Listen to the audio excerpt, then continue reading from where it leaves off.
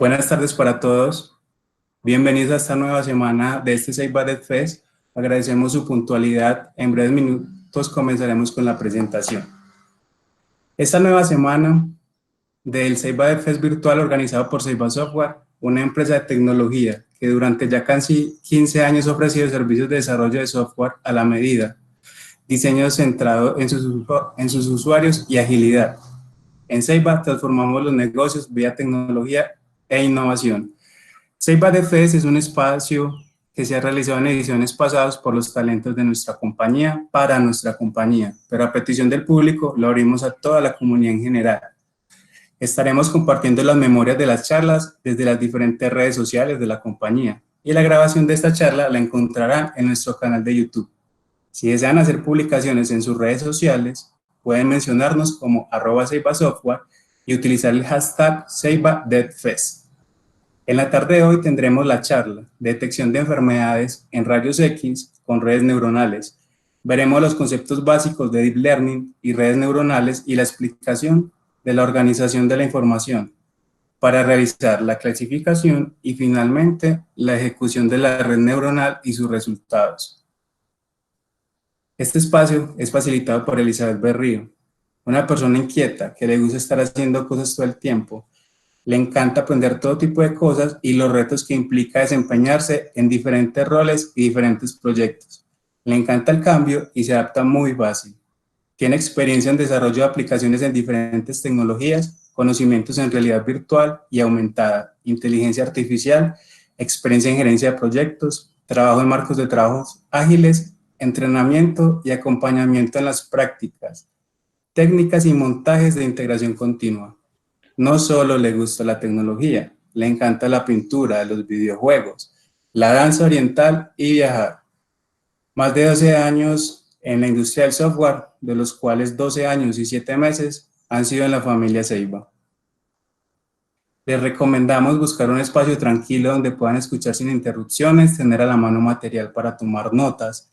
Recuerda tener el micrófono en mute y guarda las preguntas para el final. Para terminar, no olvides compartir con nosotros cómo te pareció este Save Badet Fest. En cuanto a las inquietudes que surjan, les compartiremos a través del chat un enlace para que dejen allí todas sus preguntas, que al finalizar la charla serán resueltas por Elizabeth. Ya mismo se los comparto. Esperamos que disfruten de este espacio y los dejamos con Elizabeth. Es todo tuyo.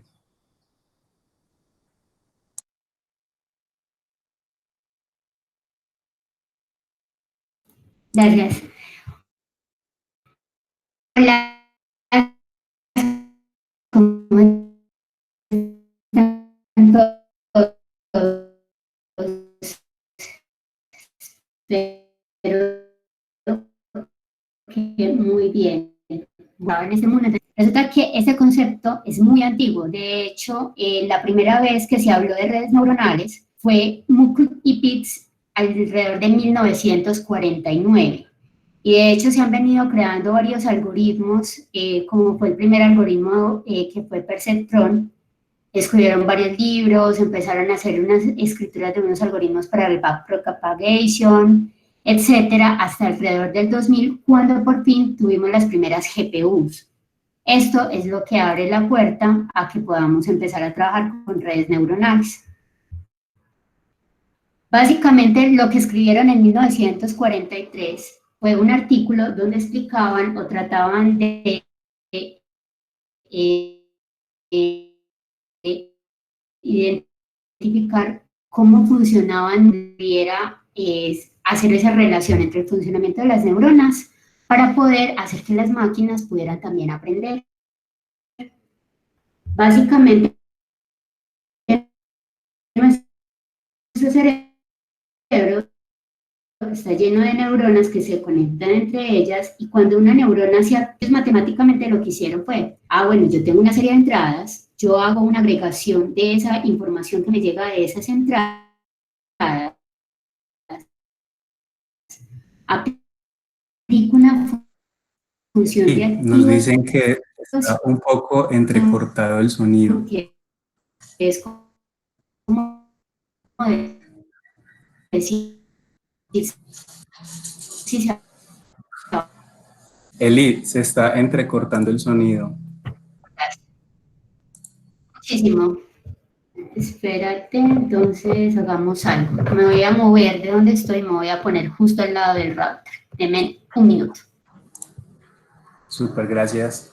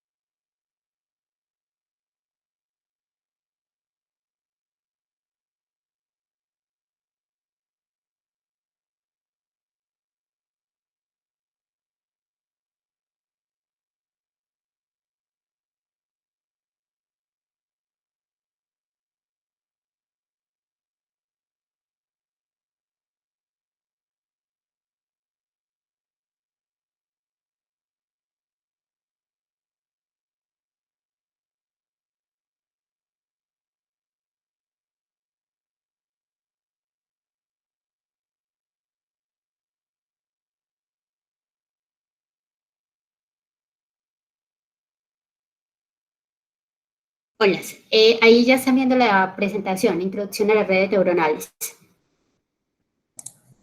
¿Sí? Sí, la vemos e inclusive se ve en mejor resolución. Pareciera que mejoró la conexión a internet. Ah, bueno. Sí, estoy a literal 20 centímetros del router. Espérate que se me desconectó la pantalla.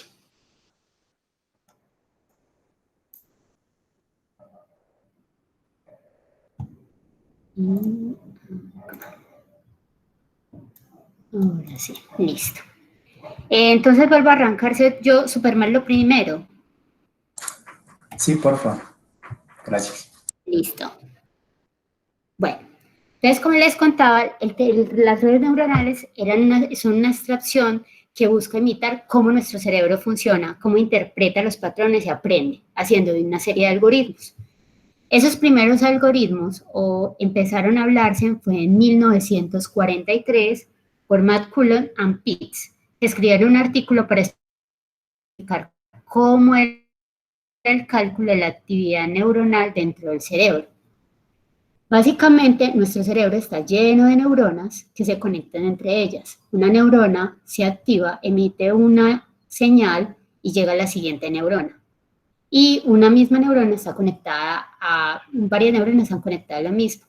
Cuando ellos hicieron la primera formulación, entonces ellos hablaban de que nosotros teníamos una especie de entradas, que digamos que estas son nuestras neuronas iniciales. Hay una función de agregación de todo lo que llega a estas neuronas, que para el caso biológico serían todos esos impulsos nerviosos que van viajando, y luego se aplica una función de activación, que esa función lo que va a hacer es que va a determinar si esta neurona se encendería o no, que es lo que finalmente nos va a dar una salida. Después de que ellos escribieron este primer artículo, hubieron muchos otros artículos que empezaron a escribir para poder tratar matemáticamente de entender cómo funcionaba nuestro cerebro y poderlo emular en un computador. Esos escritos estuvieron desde 1943 hasta cerca del 2000, cuando por fin tuvimos las primeras GPUs, que ya nos permitían un procesamiento mucho más poderoso y nos permitían empezar a pensar en temas de entrenamiento de las redes neuronales, ya que las redes neuronales, como vamos a ir viendo en la medida que vamos avanzando, requieren muy buena capacidad de cómputo, dependiendo de qué tan profundas sean, qué tan complejas son. Con las redes neuronales nosotros podemos resolver distintos problemas, sean de regresión, que es cuando queremos encontrar un valor continuo, o de clasificación, cuando queremos encontrar un valor discreto. Por ejemplo, ¿cuánto vale una casa? ¿Qué probabilidad hay que llueva hoy? ¿Cuál es el valor de una opción mañana? Todo eso son números, son valores continuos. Esos son problemas de regresión. Y los problemas de clasificación es cuando yo necesito encontrar ese valor discreto. Por ejemplo, ¿qué animal hay en una imagen? ¿Es un perro o es un gato? ¿Este correo que recibí es un spam o no lo es? ¿La planta tiene una infección o no lo es? O en el caso de lo que vamos a trabajar en este espacio, que va a ser poder determinar si en una radiografía es indicador de que tiene cardiomegalia o no. Los modelos predictivos son esos que nos van a permitir definir la relación que hay entre las variables de entrada y las variables de salida. Para el caso de esta sesión, vamos a recibir como una entrada una rayos X, una imagen de radiología de todo el pecho, donde podemos ver por aquí el corazón, y a través de una red neuronal vamos a tratar de identificar si esto es un paciente que tiene cardiomegalia o no lo tiene, que va a ser nuestra variable de salida. Los modelos predictivos básicamente van a tener dos etapas. Una etapa donde vamos a hacer el entrenamiento. En ese entrenamiento lo que vamos a hacer es que vamos a entregarle al modelo todos los datos que conocemos con su respectivo resultado. Una imagen que tiene cardiomegalia, una imagen que es normal, una con cardiomegalia y así sucesivamente. Todos los datos que tengamos de ejemplo. Ese entrenamiento vamos a separar todos nuestros datos en 3 bloquecitos. Un set de datos que va a ser el de entrenamiento, que es con el que el modelo va a tratar de encontrar esos patrones para determinar qué tiene o no tiene la enfermedad. Un set de validación, que es con el que va a determinar qué tan bien se está entrenando el modelo, y un set de datos que van a ser los de test, que este set, la idea es que el modelo nunca los conozca, para que podamos validar qué tan bueno fue realmente el entrenamiento de ese modelo. Y ya luego de que hacemos el entrenamiento del modelo, pasamos a la etapa de inferencia, que es cuando le entregamos un conjunto de datos de entrada nuevos, que en este caso sería ese grupo de datos test, y esperamos que el modelo nos dé una estimación, que en este caso es que nos diga si tiene o no tiene cardiomegalia. Para poder empezar con las redes neuronales, primero tenemos que entender algunos conceptos que son claves. Esos van a ser todos los conceptos que vamos a trabajar en el código. Entonces, primero vamos a entenderlos. Una red neuronal simple. ¿Cómo está compuesta? Yo tengo una serie de entradas. Estas van a ser todos mis datos de entrada, que son los atributos o features. Esas entradas tienen asociados unos pesos, que realmente el entrenamiento lo que va a estar haciendo es tratando de encontrar para qué valores de entrada, dado estos pesos, voy a lograr tener una salida X, ¿cierto? Estos pesos inicialmente son unos datos aleatorios. Luego el modelo, a través de unas secuencias que vamos a ir viendo cuáles son los otros procesos que vienen más adelante, va a ir ajustando estos valores hasta que llega a un punto en que logra que estos pesos hacen que la diferencia que haya entre la salida que nos arrojó el modelo y lo que nosotros esperamos sea lo más cercano posible. Luego de que yo tengo estos pesos y tengo estas entradas, se hace una función de agregación. Entonces, literal, estamos haciendo la multiplicación de los pesos por las variables, los estamos sumando y le estamos adicionando una constante. Luego de eso que nos dé, vamos a pasarlo por una función de activación, que ahorita también vamos a ver qué es la función de activación. Y esa función de activación, al aplicárselo a esta agregación, es lo que nos va a dar la salida de esa primera parte. En una red neuronal compleja es eso que vimos en el paso anterior, pero con muchas capas. Entonces, en vez de tener solamente un set de entradas y una sola neurona, ya vamos a tener muchas neuronas y muchas capas.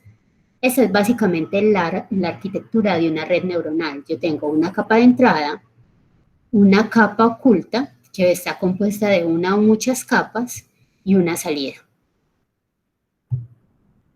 Y lo que llamamos Deep Learning no es más que una red compleja, es decir, que tiene muchas capas. Y estas capas van a estar, toda esta arquitectura es la que nos va a definir qué tan complejo es o no, y va a depender mucho del problema que vayamos a resolver. La función de activación, para que se vayan haciendo una imagen, normalmente es una función que nos va a entregar un valor de 0 a 1. ¿Para qué? para que nosotros podamos determinar si vamos a aprender o no la neurona, por así decirlo. Hay algunas funciones, el ReLU, el softMod y el sigmoide, son de las más conocidas. Cada neurona define la función de actividad de la que define entonces si se activa o no la neurona. Por ejemplo, la ReLU, que es una de las más usadas, es una regresión lineal y una sigmoide corresponde a la regresión logística. Para que vamos recordando un poquito, la regresión lineal es esto, que es lo que vimos en el colegio. Y lo que hace es que trata de buscar una línea que logre estar lo más cerca posible de todos los puntos que tenemos sobre el plano. Y la regresión logística tiene esta formita de una S que va con valores de 0 a 1 y normalmente nos permite calcular probabilidades. Bueno, ¿qué es la pérdida? La pérdida es otro concepto muy importante que tenemos que tener en cuenta a la hora de trabajar con Machine Learning en general, redes neuronales también. O sea, porque hay algo que no les había dicho. Si bien nosotros con regresiones, con redes neuronales, podemos resolver problemas tanto de regresión como de categorías, no necesariamente para todos los problemas debemos usar redes neuronales. De hecho, las redes neuronales funcionan muy bien cuando tenemos datos no estructurados, por ejemplo, imágenes, videos, textos. Pero, por ejemplo, si yo tengo todos mis datos son estructurados, es probable que me funcione mucho mejor y sea mucho más eficiente otro tipo de modelos. Por ejemplo, hacer regresiones lineales, árboles de decisiones, cluster para otros tipos de problemas, análisis por clúster, análisis por asociaciones, que son otros tipos de modelos que podemos encontrar en todo lo que tiene que ver con Machine Learning. Entonces, dependiendo de los datos, vamos a probar un modelo u otro.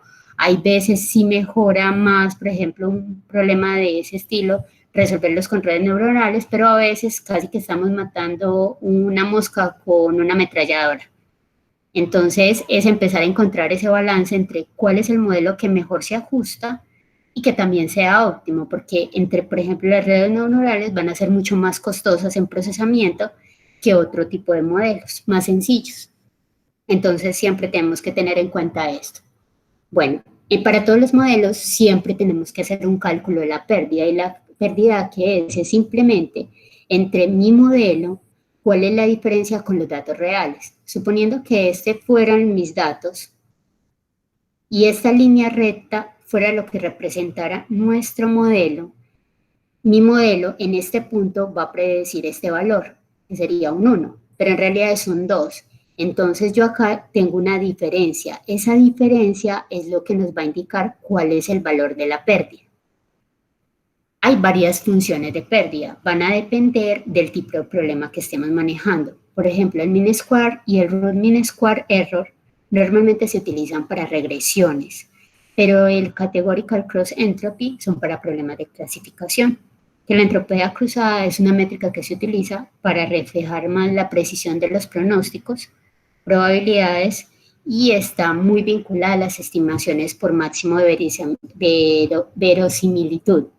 ¿Qué quiere decir esto? Resulta que cuando nosotros estamos trabajando con los categóricos, normalmente lo que vamos a tratar de hacer es un porcentaje de qué tan probable es de que sea una respuesta u otra. Por ejemplo, si nosotros estamos haciendo una clasificación para saber a partir de unas imágenes si es un dígito que va del 0 al 9, al 9, perdón. Entonces yo lo que hago es ver qué tan probable es de que esta imagen que recibí sea un 6 o sea un 5 o sea un 4. Entonces el cross entropy lo que nos permite es empezar a evaluar ese resultado que yo entregué con lo que fue realmente el porcentaje, el valor que yo esperaba que fuera. Entonces aquí vemos, vienen a ser las pérdidas, esas diferencias. ¿Qué es lo que buscamos entonces? ¿Se acuerdan que al principio nosotros veíamos que en la neurona nosotros pasábamos unos pesos, que eran lo que yo les decía, que nosotros pasábamos primero como un dato aleatorio y que luego vamos a ir ajustando en la medida en que vamos entrenando el modelo? ¿Cómo se ajustan esos pesos? Supongamos que él puso de que el peso era un 1, por decir algo. Y resulta que el valor, la salida que nos dio al ejecutarse el modelo fue un 6. Y resulta que yo esperaba que me diera un número 7. Entonces, venga, ahí hay un error, ¿cierto? Entonces, él lo que va a hacer es que durante todo el entrenamiento vamos a estar ejecutando unas funciones de optimación. Normalmente son gradientes Descent y estocásticos gradientes Descent o Adam. Nosotros vamos a usar Adam para este caso. Estos modelos lo que hacen es que empiezan a moverse con los pesos que yo le entregué, empiezan a buscar, ve, con este peso cuánto me dio el valor y qué tan grande es el error. Ah, todavía es muy grande, entonces pasemos al siguiente. Ah, qué tan grande es, ¿no? Sigamos, sigamos. Y él va a ir buscando hasta que encuentre el mínimo de la pérdida. No sé si ustedes recuerdan derivadas en la universidad. Las derivadas nos ayudaban a encontrar los mínimos. Y resulta que esto es este plano de 2 dimensiones, es muy fácil de entender, vamos bajando, y eventualmente va a haber un cambio de dirección, y ahí es cuando nos vamos a dar cuenta que hemos llegado al mínimo. Cuando llegamos al mínimo decimos, uy, estos pesos son los que tienen el error más pequeño. Entonces, estos modelos lo que hacen es buscar ese mínimo. ¿Para qué valores va a ser más pequeño? Y ahí vamos a detener el modelo. Ahora, cuando tenemos muchas variables, ya no tenemos este plano, no tenemos esta U, sino que vamos a tener, imagínense, en un plano gigante con muchos mínimos y muchos máximos. Eso quiere decir que podemos tener combinaciones de pesos muy diferentes para las cuales encontremos un valor muy óptimo o un error muy pequeño. La diferencia entre estos dos es que el Stochastic trabaja simplemente con un porcentaje de los datos, no trabaja con todos completos. Y lo que han escuchado, de pronto se han escuchado backpropagation, lo que hace es que nos ayuda a calcular ese gradiente.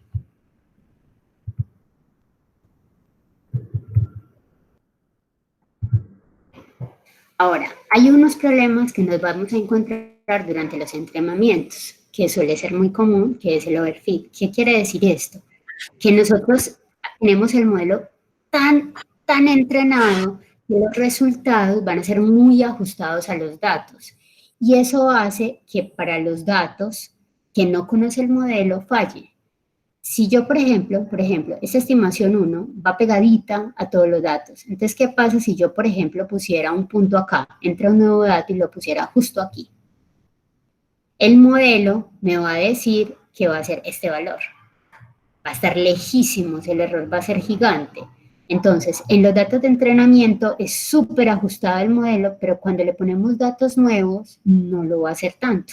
Al contrario, vamos a tener un error muy grande. Mientras que, por ejemplo, si tuviéramos esta estimación con esta línea recta y ponemos un punto aquí, el error va a ser mucho más pequeño que con respecto a la estimación 1.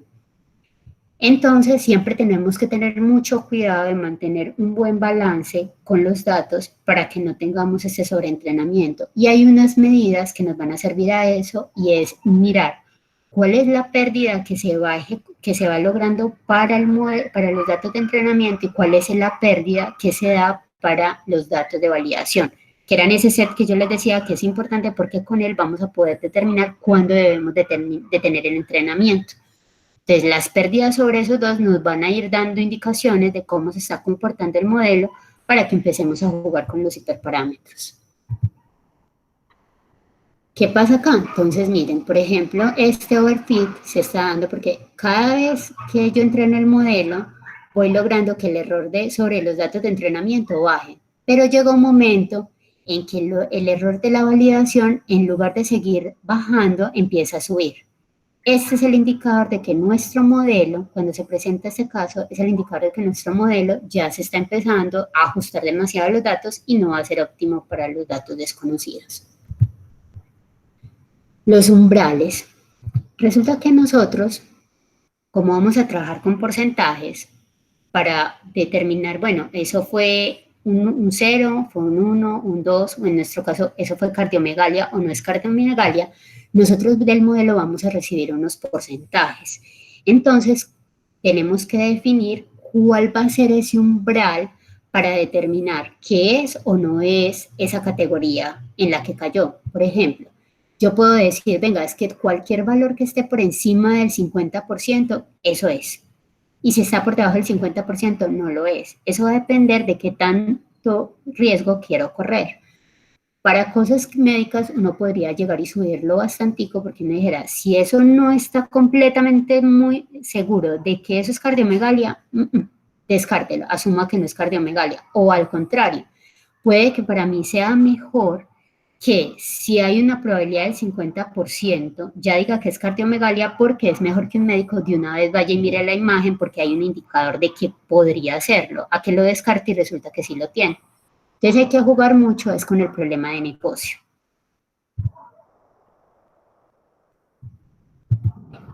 Ahora, vamos a tratar de imaginarnos cómo luce una red neuronal con una imagen. Resulta que nuestras imágenes finalmente van a ser unas matrices de muchos píxeles. Para este caso tenemos una matriz de 28 por 28 píxeles. ¿Eso qué quiere decir? Cada puntico, cada píxel que tiene esta imagen es una entrada a nuestro modelo. O sea que para una imagen de 28 por 28, que no es que es una resolución muy bajita, ya de entrada a nuestra red neuronal le vamos a pasar 784 entradas. Ella va a tener vamos a jugar con esta capa oculta, y él nos va a arrojar un vector que me va a indicar si es un 0, un 1, un 2, un 3 o un 9. Que eso va a ser nuestro valor de salida. ¿Cómo hace él para identificar entonces que esto es un 6? ¿Cómo hacemos para que llegue de estas entradas a que nos marque que este tiene, por ejemplo, un 90% de probabilidad de que sea un 6?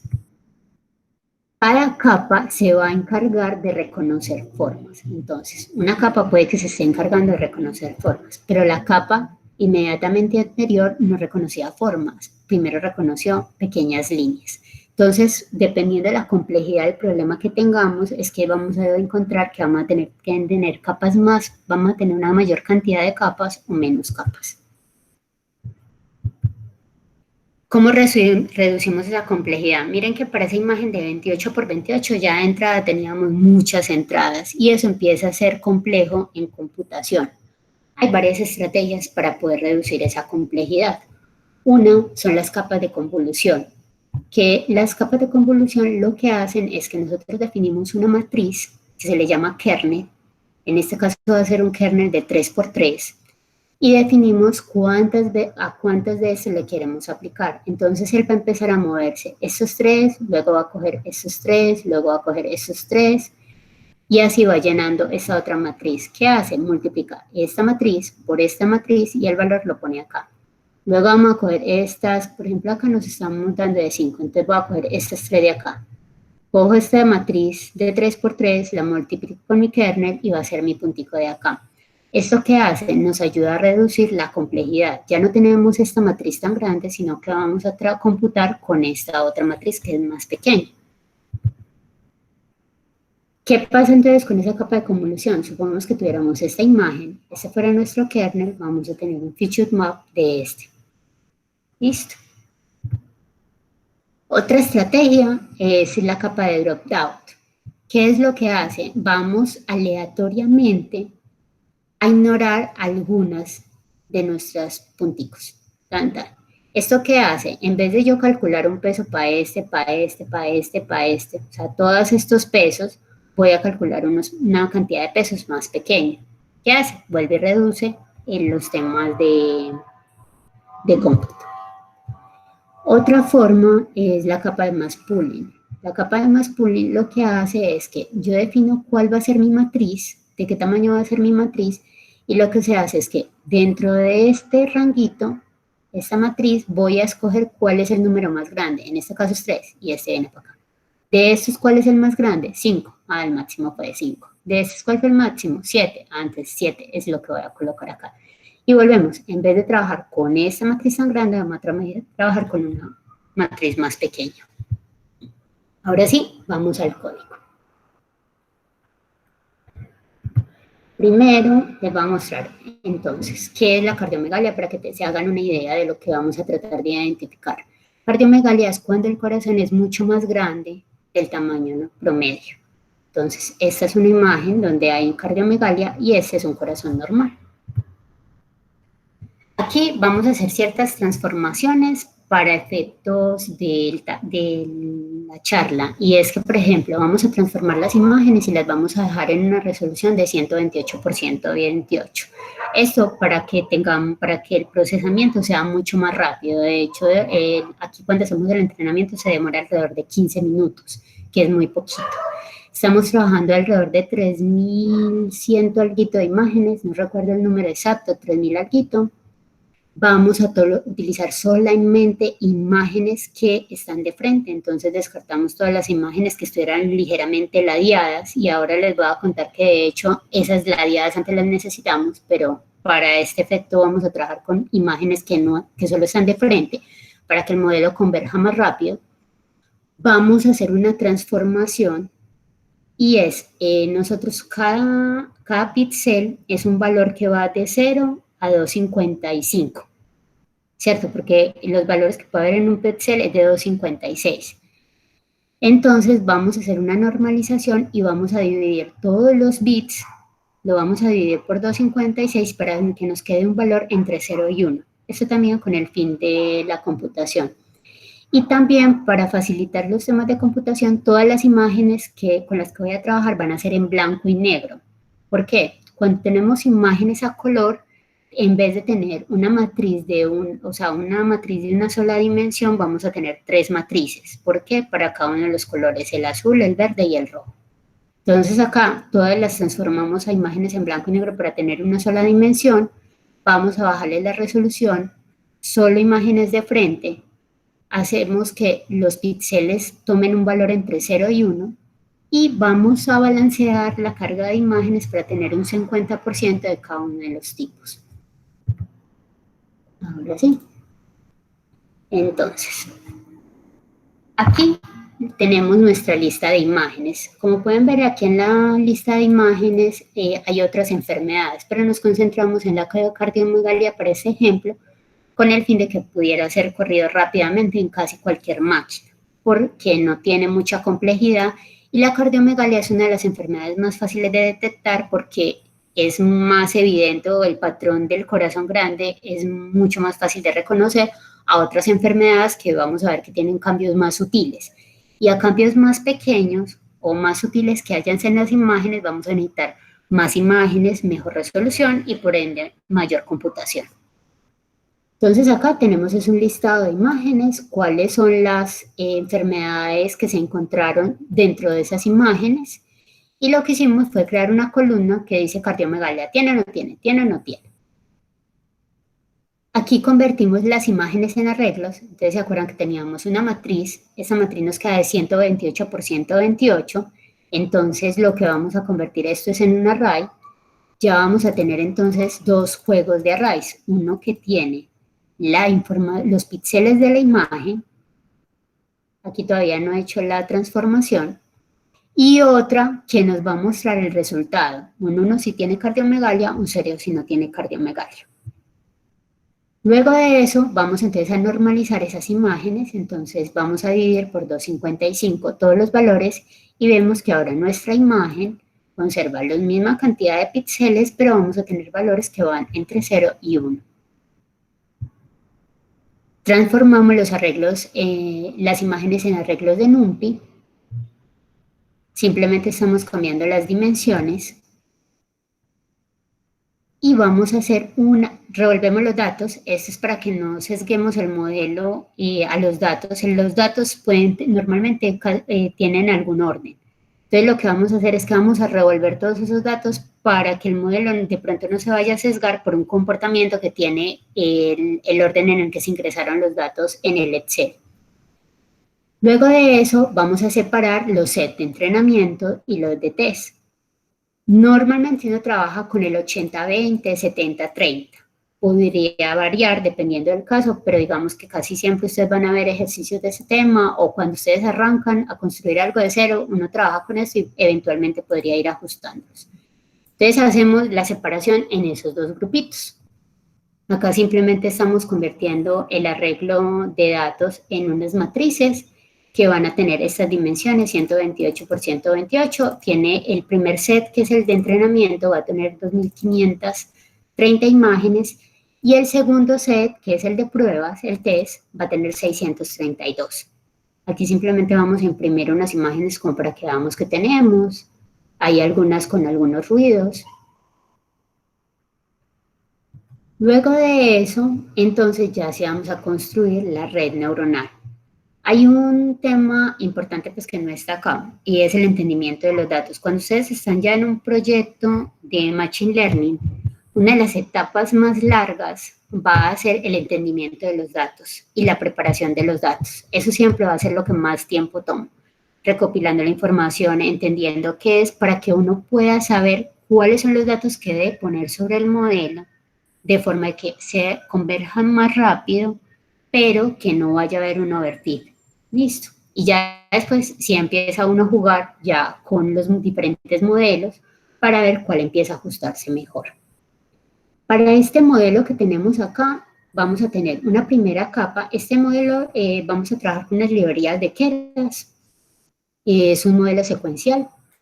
Y lo que vamos a hacer es que primero vamos a crear una capa convolucional. Vamos a sacar 32 matrices con un kernel de 5×5.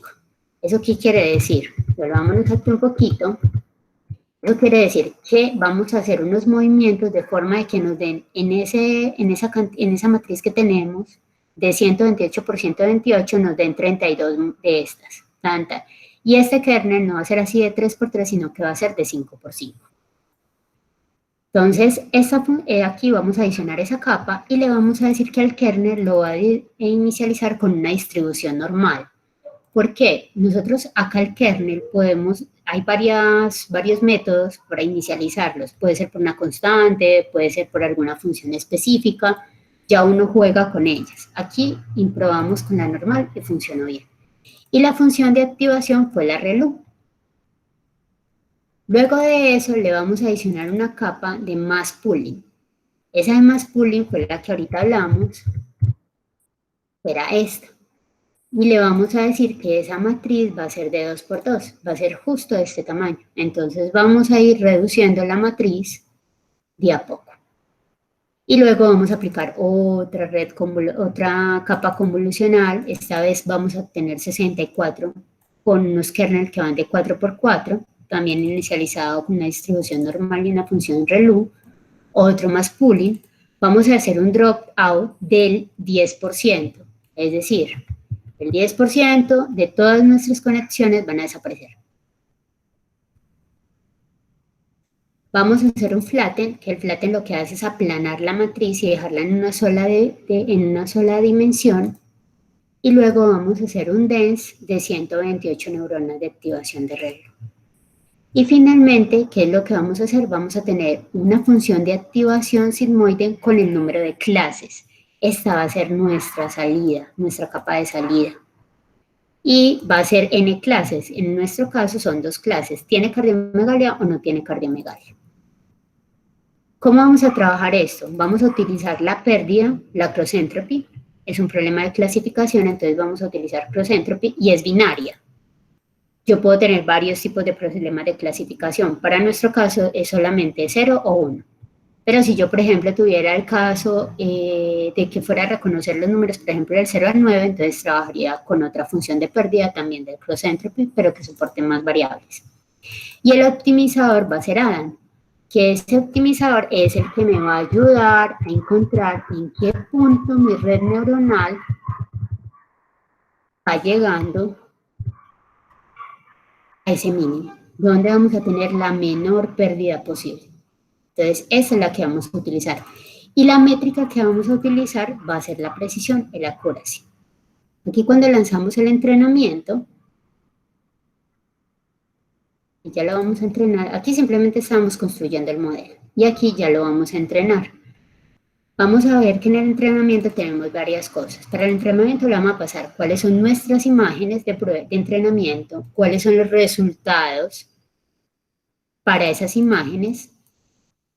El batch size es, en este caso, es de 128. Eso quiere decir que el backpropagation, en este caso, que va a ser nuestra función de el que se va a encargar de optimizar, va a ser el ADA, va a utilizar 128 de las imágenes en cada lote. O sea, va a utilizar una pequeña muestra para poder calcular la pérdida y poder definir cómo me voy comportando. Y las épocas son cuántas veces voy a pasar por todo el bloque completo de imágenes, o sea, las 2500, algo, 2530. 10 veces voy a pasar por esas 2530 imágenes.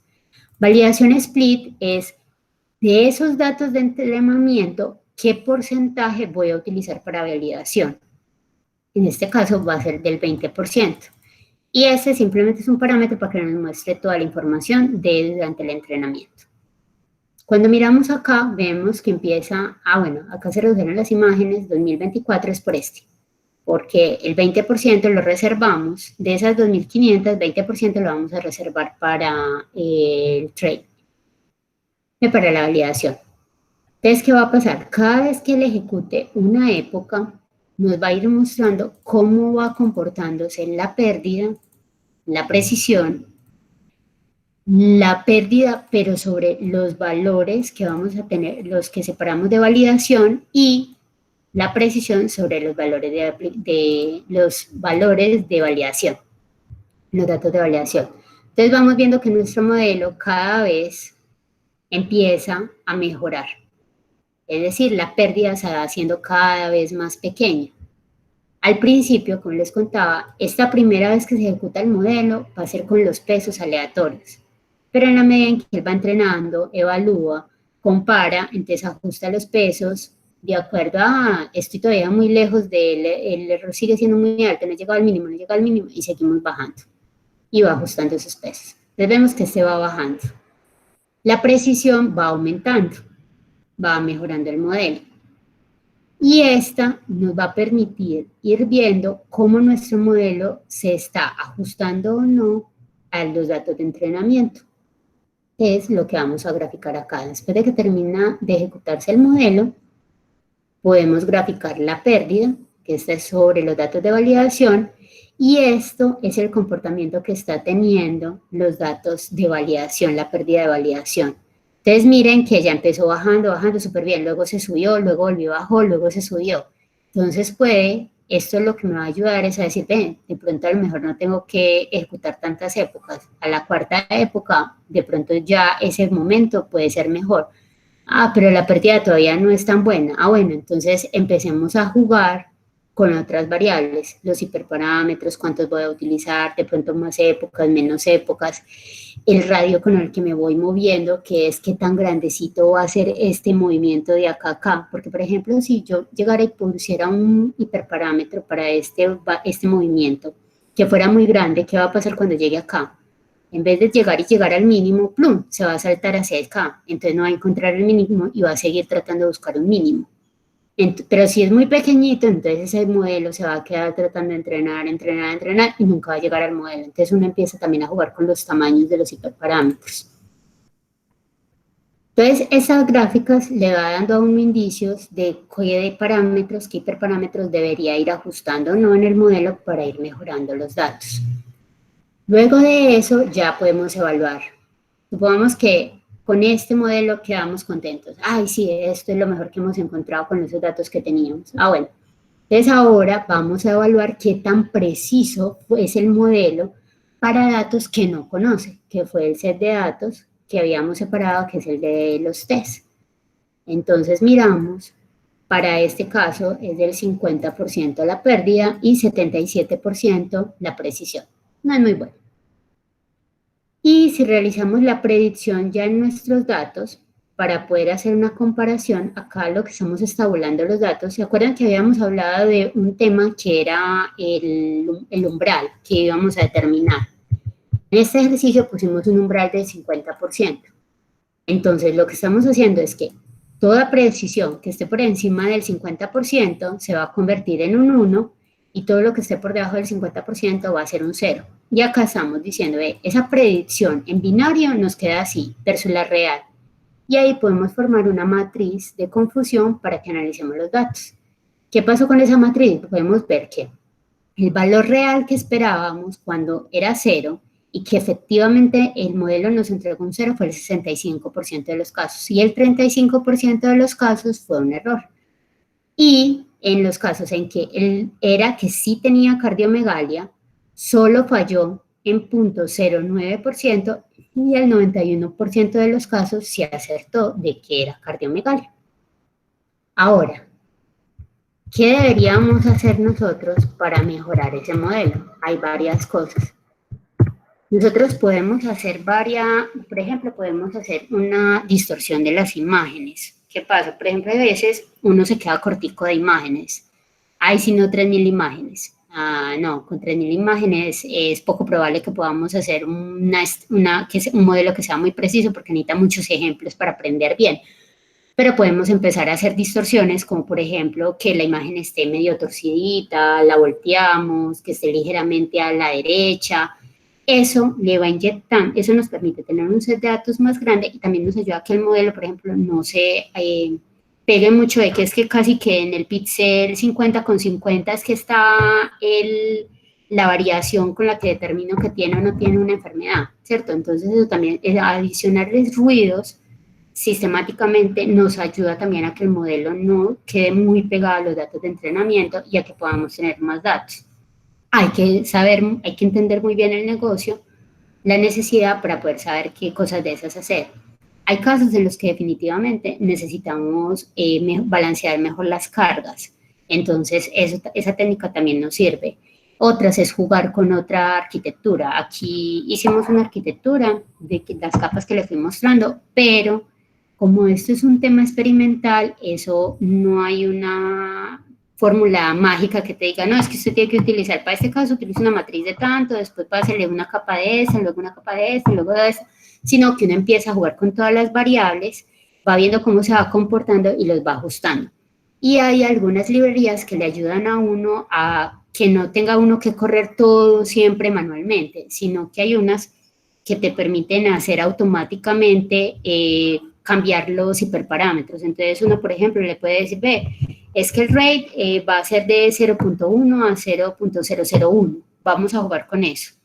Entonces vos lanzas el modelo y entonces el modelo se entrena con un valor, luego con el siguiente valor, luego con el siguiente valor, luego con el siguiente valor, y al final te muestra los resultados, entonces no, se comporta mejor con este rate.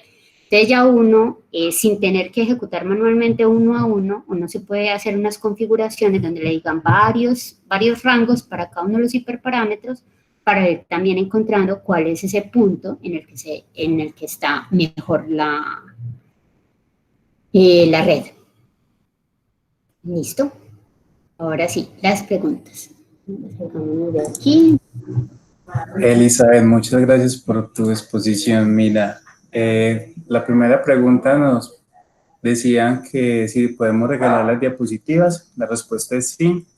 Mañana mismo estaremos publicando la grabación de esta charla en YouTube y en la descripción del video como tal pondremos el enlace que los llevará a esta presentación que acaba de hacer Elizabeth. Ya para ti tenemos dos preguntas específicas.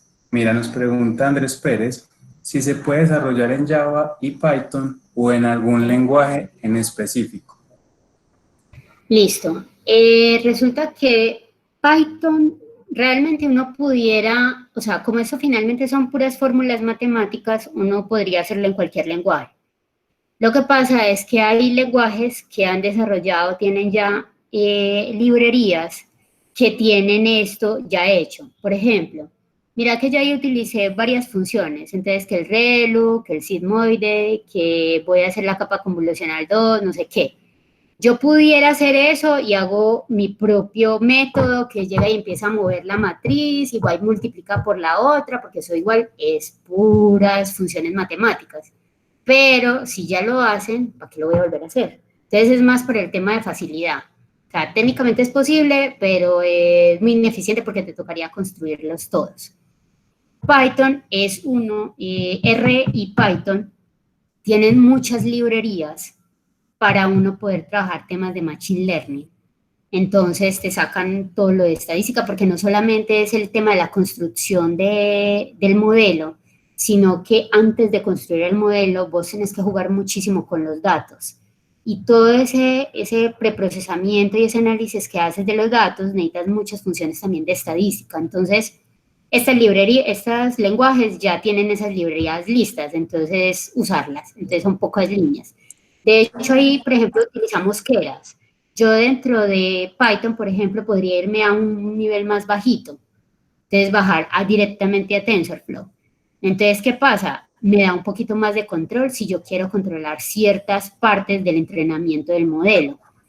Keras es una abstracción más alta. Entonces, ya uno empieza a jugar ahí con eso. Ok, entonces desde ese punto de vista, podríamos decir que R también es óptimo. R sí, pero lo que tiene R es que es mucho más estadístico. R empezó con su fuerte en estadística y luego se fue moviendo hacia el otro mundo. Ok, Entonces, que eso no lo... entonces también va mucho de gustos, porque por ejemplo he trabajado con personas que les encanta R, pero es porque son personas que han tenido una formación estadística y de hecho las funciones estadísticas en R son mucho mejores que las de Python, pero cuando uno hace los modelos a veces le funcionan mejor los de Python, entonces es bueno saber de las dos porque a veces uno combina, sobre todo en las primeras fases, combina de los dos lenguajes, pero ya al final termina uno construyendo todo en Python porque entonces ya uno crea el empaquetado del servicio, con el modelo de entrenado, para poderlo desplegar, entonces termina uno en Python. Pero R, en teoría, también hace. Lo que pasa es que con R he trabajado solo las primeras etapas, y eso a modo de exploración, pero me siento más cómoda con Python, pero yo creo que es más por el tema de que me siento más familiarizada con el tema de desarrollo y no tanto con el tema estadístico.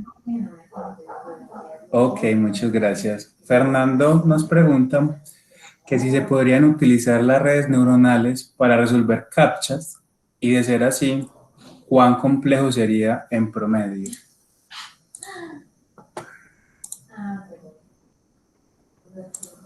Sí se podría. ¿Qué tan complejo es? No sé. No lo he intentado. Habría que intentarlo. Pues a ver, pero sí debería sí debería haber forma de hacerlo. Porque igual el CAPTCHA, por ejemplo, te pregunta, te muestra una serie de imágenes y te dice marque cuáles tienen carros.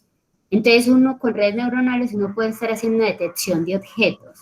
De hecho, por ejemplo, búsquense, hay una arquitectura ya predefinida que se llama YOLO, que es de objetos. Entonces, uno podría hacer algún algoritmo que utilizara, por ejemplo, de TransYOLO para reconocer imágenes. Entonces, búsqueme las que tienen un carrito. Entonces, él te va a detectar en qué rango de píxeles hay un cuadrito, un carrito, y uno ya podría tratar sobre ese de ir a detectar, bueno, entonces si mi captcha es de 4x4 y tiene estas dimensiones y el carrito lo encontré entra al cuadrante, entra al grupo de píxeles, entonces tiene que ser el cuadrante 1, toque el 1, después el 4, después el 5 y ya paso el captcha. Sí, sí es posible. Sí, yo creo que sí. Súper. Juan Pablo nos pregunta, ¿qué libros nos recomiendas?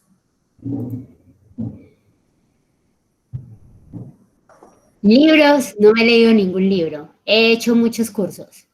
En Coursera, uno que me compartió Anita del MIT, pero también son cursos en línea. De hecho, el primer cursito que hice fue uno en Platzi, y eso como para entender qué era Python, porque yo nunca había trabajado con Python. Entonces empecé primero entendiendo cómo funcionaba Python, después a alto nivel que era eso, y ya después fue a hacer cursos en Coursera,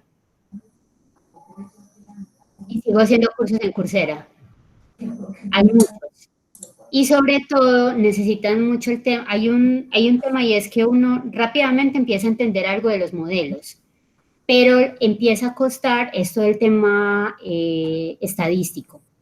Es muy, muy, muy importante. O sea, un montón de cosas que uno vio en la universidad, que no le paró mucha bola, aquí toman todo el valor del mundo. Y entenderlos cómo funcionan es la clave para saber cuando uno ve cómo se van comportando los modelos de entrenamiento, qué tiene que cambiar o qué no debe cambiar.